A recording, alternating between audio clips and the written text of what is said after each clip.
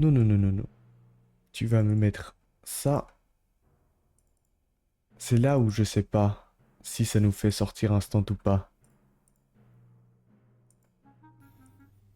Et bonjour YouTube, on se retrouve aujourd'hui pour l'épisode 13 de l'aventure de la team de 4 sur Salar, toujours avec notre version du défi No HDV.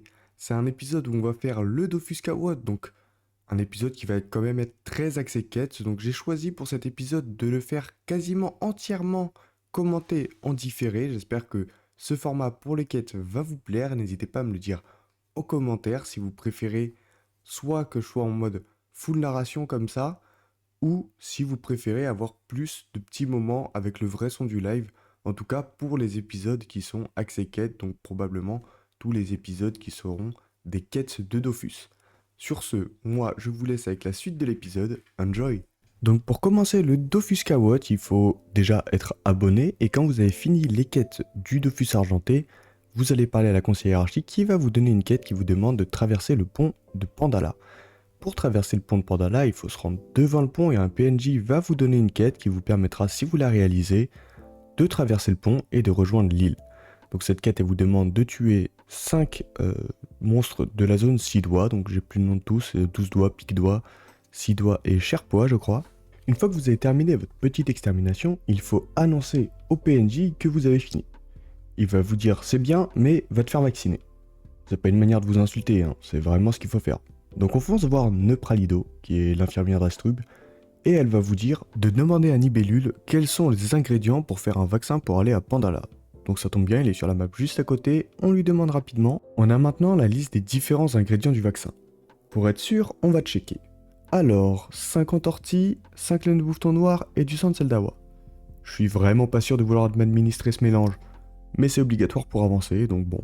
On va voir Seldawa, on va gentiment lui demander si on peut lui prélever du sang, et ensuite on va aller farmer les bouffetons noirs, donc on va atteindre là, et on va se faire quelques petits combats. Les laines de bouffetons noirs, c'est vraiment pas une ressource rare. Si vous arrivez à faire le challenge et que vous avez les challenges en drop, vous allez quasiment les dropper automatiquement à la fin de chaque combat, et c'est une par bouffeton noir, donc voilà, il suffit d'en faire 5. Moi ça vous a pris 2-3 combats. On passe à la banque récupérer les orties maintenant, et on aura tous les ingrédients pour faire les vaccins. Donc on va aller à l'atelier alchimiste, on va donner les orties à tout le monde et on va les crafter. Ensuite il faut aller voir Neupralido pour qu'elle vous administre la picouse. On est maintenant fin prêt pour aller sur l'île de Pandala, donc on retourne devant le pont et cette fois-ci on peut le traverser. Ça nous fait des petits succès découvertes et un garde nous attend au bout qui il va falloir parler. Ce garde il nous donne une bière qu'on va devoir boire si on veut continuer sur l'île. Donc la bière nous fait tellement d'effet qu'on voit des éléphants roses et qu'on se réveille dans une taverne. À peine réveillé, et la quête nous emmène voir le Pandarin au palais, qui nous conseille d'aller voir Survinta, qui est le chaman de l'île. Il nous dit qu'il y a une super bière dans la taverne fermentée, alors on y va, mais malheureusement, le tavernier refuse de nous servir. Il y a des ivrognes qui sèment la zizanie dans la taverne, du coup on leur pète les dents. C'était pas bien dur, il était complètement ivre et n'avait que 250 HP, donc en 2 sorts c'était fini. Maintenant qu'on a réglé le problème du tavernier, il accepte de nous donner cette bière. Pinte en main, on va retrouver l'assistant du chaman qui nous emmène devant une cascade, derrière laquelle se trouve un passage secret. On emprunte le passage, on arrive devant une statue, on cul sec la bière et un feu follet apparaît. On doit s'en débarrasser et c'est un combat qui peut poser problème, car il invoque des orbes qui, si elles arrivent à votre corps à corps, vous tuent instantanément. Heureusement, ils n'ont qu'un PM, mais peuvent parfois t'en donner un supplémentaire, donc il faut rester attentif. D'ailleurs, vous allez le voir, j'étais tellement confiant en voyant les dégâts de l'Acra. L'Acra, avec son stuff actuel, elle met du 80 à la flèche détonnante. Et avec son tir répulsif, elle fait presque du 200 de dégâts. Et le feu prophétique, il a seulement 1000 points de vie. Donc, j'avoue, je me suis relâché. Et j'ai décidé de taper dessus et me dire que c'est bon, il me restait plus qu'un tour. Et ça va me coûter le combat. Bon allez, avec un peu de concentration et nos dégâts, il suffit qu'on vérifie bien qui chope les PM et on va y arriver sans trop de difficultés avec l'Acra. Il suffit juste de pas grid en fait. Le Sadida, lui, il a moins de dégâts mono-cibles et peu de sorts pour se déplacer. Mais il y a une autre mécanique dont je vous ai pas parlé. Si vous tapez un des trucs invoqués par le feu prophétique, et ben vous vous TP avec. Et c'est ça que j'ai utilisé pour pouvoir réussir le combat avec les autres. Donc ça passe aussi avec la panda. Il y a une autre mécanique dont je vous ai pas parlé. Les feux invoqués par le feu prophétique prennent des dégâts à chaque tour. Et s'il meurt, bah il va les réinvoquer. Et c'est ça qui m'a tué. Allez, cette mécanique en plus prise en compte, on va facilement réussir le combat avec les cas aussi. Une fois le combat terminé, on va en informer le chaman qui nous dirige cette fois vers les sages Ronald, qui se trouvent non loin de là, entre le village et Terdala. Ils vont nous faire passer un test qui consiste encore une fois à se battre. C'est pas un combat très compliqué. Enfin, heureusement qu'on était stuff niveau 60. Maintenant qu'on a prouvé notre valeur devant les sages Ronald, ils vont nous diriger vers la capitaine Lily. La capitaine Lily, c'est la capitaine du bateau qui mène à l'île Wabbit. On est enfin sur l'île Wabbit, la fameuse île qui abrite le Dofuscawat. Une fois sur l'île, on va faire la rencontre de Wanald, le sage Lenald. Le très vieux sage Lenald. Il nous informe qu'il y aurait un sage qui est perdu dans les souterrains de l'île. Donc on va aller le chercher. Bon, j'avoue, nous-mêmes on se perd un petit peu, mais finalement on arrive à le retrouver. Le sage. Bon, il était pas si perdu que ça, le sage. Il était juste retenu en otage par des Wabbits, qu'on va s'empresser de malaxer.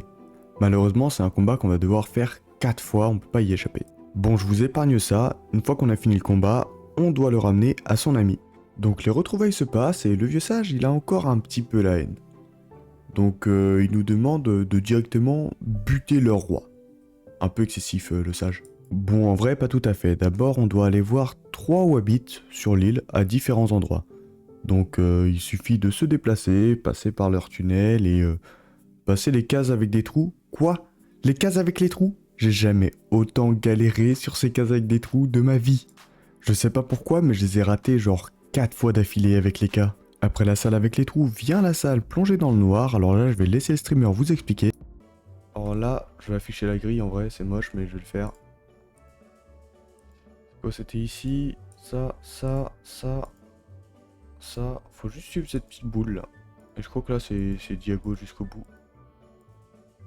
Et là, quand tu arrives au centre, tu peux cliquer. Voilà, les 2 salles sont passées. On va arriver devant le premier Wabbit à qui on va récupérer une clé sur les 3 qu'il nous faut.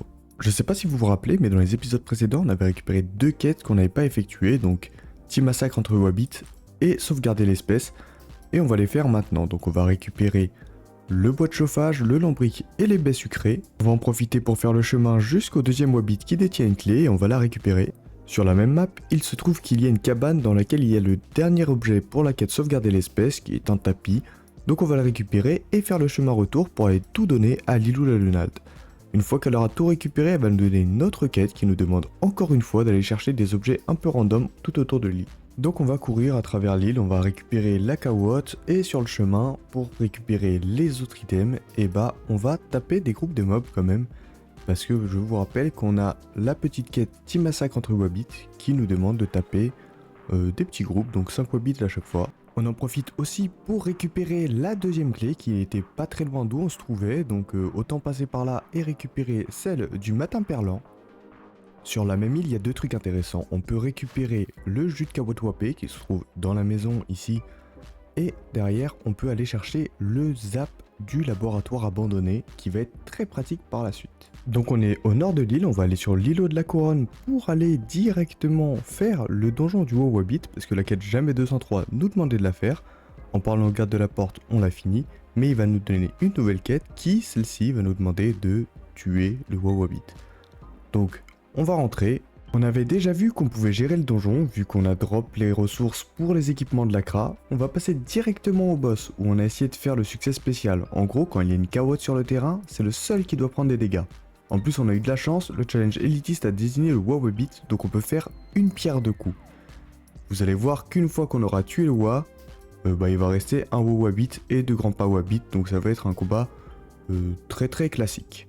On a réussi à gérer le donjon avec un challenge et un succès, donc il ne nous restait plus qu'à rentrer au village pour rendre les 3 quêtes Team Massacre entre Wabbit, le château du Wa et Faites l'amour, pas la guerre. Faut vous en douter, en rendant les quêtes, on va en débloquer des nouvelles. Une qui nous demande de tuer des Wabbits et Black Wabbit, et l'autre qui nous demande d'injecter à la seringue un produit douteux dans des cawottes en pleine croissance. En tout, on doit injecter le produit douteux dans 7 cawottes différentes, qui sont réparties un peu partout sur l'île, dont une qui se trouve après la salle avec des trous, mon némésis. Bon voilà, on a réussi à injecter la solution dans les 7 cawottes. Maintenant, on va voir Lilou et on va lui rendre sa seringue vide et elle va nous donner une nouvelle quête qui va mener vers l'île du tombeau, donc au niveau du cimetière et des wabbits squelettes, pour aller voir le vieux et il va commencer une nouvelle série de quêtes. Il va nous renvoyer vers Lilou qui, elle, va nous diriger vers un autre vieux sage qui nous dirige vers la capitaine Lily qui nous parle d'un wabbit enfermé dans la salle plongée dans le noir. Donc la salle plongée dans le noir, il y a 2 portes, vous l'avez vu la dernière fois. Et bah la petite boule, quand elle arrive proche de la fin du chemin de la première porte, elle va se séparer en 2. Vous allez voir à l'écran maintenant. Elle s'est séparée en 2, il faut suivre la deuxième boule. Et il y a un Xelor d'ailleurs qui fait le même chemin que nous. Cette boule, elle va mettre des petits coups d'accélérateur, donc des fois c'est pas tout à fait facile de la suivre. Mais on va y arriver quand même parce que, bon, juste en prenant son temps, en affichant la grille, on arrive devant le wabbit enfermé. Donc on lui parle, il a l'air plutôt posé de chill qu'enfermé, et il nous dit de retourner voir Lilou. Alors de retour au village, on va parler à Lilou, et elle va nous donner encore une quête qui s'appelle Art Gastronomique. Cette quête, elle nous demande d'aller voir la capitaine Lily, et de lui parler pour faire apparaître un petit wabbit qui a faim. Et là, on a le choix entre lui donner ou non une carotte. Bon, allez, on est sympa, moi je lui ai donné. Une fois qu'on a donné la carotte, on doit aller voir Casual, qui est donc un autre renal du village auquel on n'a pas parlé jusqu'ici. Et il nous dit d'aller récolter quelques ingrédients qui se trouvent sur cette map, donc la map où on a récupéré la première clé. Donc on a dû passer sur Dofus pour les noobs, parce que vous voyez que là c'est pas indiqué, quand on appuie sur Y, il ne s'affichait pas les arbres et la petite herbe. Le dernier ingrédient, c'est une pâte de wabbit grillée qui se trouve sur l'île en haut à droite, donc près du zap du laboratoire abandonné, c'est pour ça que c'était important d'aller les récupérer. Et on va descendre de quelques maps et on va récupérer sur le barbecue une petite pâte de wabbit grillée. Enfin, il faut la faire griller nous-mêmes. Une fois tous les ingrédients en poche, on retourne voir Cézanne. Ouais, j'ai réalisé que c'était Cézanne, parce qu'il va faire une salade Cézanne avec tous les ingrédients qu'on va lui ramener. Cette salade, il faut la ramener au sage du cimetière qui va nous donner une nouvelle quête. Donc dans cette quête, il va falloir tomber dans précisément ce trou pour arriver devant ce caillou sur lequel il faut cliquer pour prouver qu'il y ait une expédition culinaire. Ensuite, en faisant le chemin vers le château de l'île Wabbit, vous allez arriver sur une map où il y a beaucoup de wabbit squelettes qu'il va falloir tuer pour récupérer le carnet de bord de l'expédition. Il ne nous reste plus qu'à lire le carnet et à la dernière page, une nouvelle quête, voyage au centre de Wabbit, se lance. Il faut qu'on trouve un campement, ce campement se trouve sur la première map de l'îlot des tombeaux. Attention, il y a 2 choses à cliquer, il y a la grosse carotte et la statue juste à côté. Il faut cliquer sur la statue juste à côté, ce qui va faire sortir Bêta Moche. Et ensuite seulement, il faut cliquer sur la grosse carotte qui va nous ramener dans la salle des dalles. Donc la salle des dalles, normalement il faut être 3 joueurs, il y avait 2 joueurs qui attendaient patiemment, on les a un petit peu sauvés. Nous, on avait une équipe de 4, donc on aurait pu s'en sortir tout seul. Et une fois qu'on passe la grille, on parle aux gardes et ils nous ramènent devant les princes. Les princes n'étant pas très accueillants, il va falloir qu'on les combatte. Mais avant, il ne faut pas oublier de faire les lignes de dialogue avec tous les persos, afin qu'avec un seul combat, on valide la quête pour tout le monde. Généralement, ce combat, quand vous êtes que 3, niveau 60, avec un stuff 40, il est compliqué. Vous devriez focus le point sans Wio, parce qu'il va réinvoquer un allié s'il meurt, et ensuite aller attaquer les autres, dont celui qui invoque un wabbit squelette.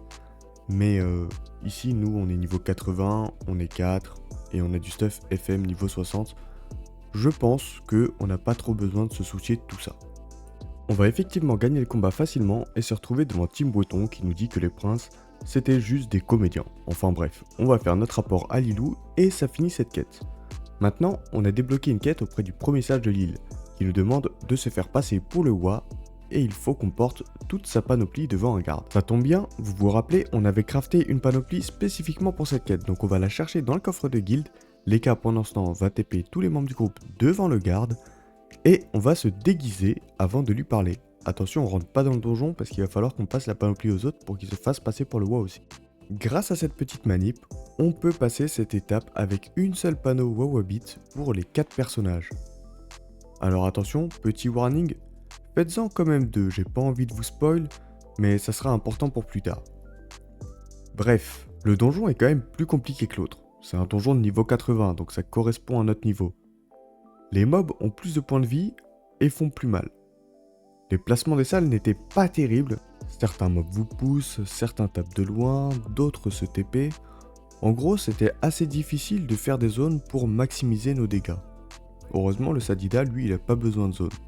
Il a juste besoin qu'il soit en ligne de vue et à portée, quoi. En plus, je vous rappelle qu'on est niveau 80, mais que malgré tout, notre stuff reste un stuff de niveau 60. Donc quand même un petit peu underlevel par rapport au niveau du donjon. Mais on va y arriver quand même. Au niveau du boss, il y a une mécanique qui va grandement faciliter le donjon. Et les succès aussi d'ailleurs.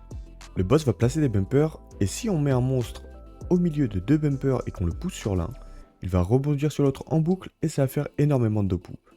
Ça va même one-shot le boss si on arrive à le mettre en place. Et donc ça validerait les succès main propre et blitzkrieg dans un même temps. Pour le placement, on a la panda qui va faire une bonne partie du travail.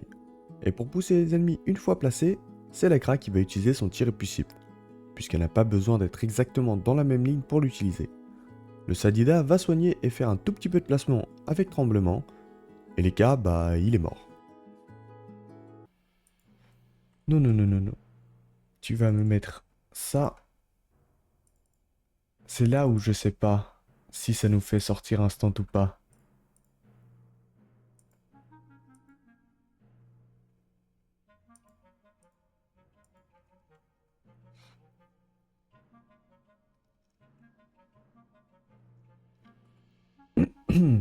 Vous l'avez compris, on ne peut pas avoir les 4 Dofus avec une seule panneau du Wa. Le Sadida est le seul qui va avoir son Dofus pour le moment. Mais revenons sur le fait que je vous ai dit d'en faire au moins 2. Si vous avez des chevaliers d'Astrub, vous pouvez, avec 2 panneaux complètes, faire l'entièreté du donjon avec 2 personnages et 2 chevaliers, puis mettre les panoplies à la fin. Quand ils vous éjectent du donjon, vous donnez les 2 panneaux aux 2 autres personnages qui attendaient dehors, et vous refaites le donjon à 2. Comme ça, vous pouvez avoir les 4 Dofus avec seulement 2 panneaux. De notre côté, il va falloir qu'on refasse le donjon, mais pour ça, il va nous falloir des clés, qui sont craftables qu'au niveau 80 de bricoleur, et on n'est que niveau 50. En plus, les clés vont nous demander des ressources de récolte de niveau 80 aussi. Il va donc falloir qu'on monte nos métiers de récolte avant de récupérer nos Dofus. Cette erreur va nous faire perdre énormément de temps. Donc on fonce à la banque pour essayer de monter bricoleur le plus possible en craftant des clés. On va réussir à monter au moins au niveau 60, mais c'est pas suffisant. Par contre, on avait de quoi crafter la deuxième panneau au 8, alors on va le faire tout de suite pour la prochaine fois. Du coup, on va monter pêcheur tranquillement et on va tomber sur l'archimance Moumoule la Douce. Donc on va ramener tous les autres personnages et on va la capturer. Ça va nous faire un archi de plus à notre collection. Et voilà, l'épisode 13 c'est fini, j'espère qu'il vous aura plu malgré cet énorme fail. N'hésitez pas à mettre un pouce bleu, un commentaire pour me le faire savoir. Dans la suite de l'aventure, vous l'aurez compris, on va devoir monter les métiers pour finir cet objectif.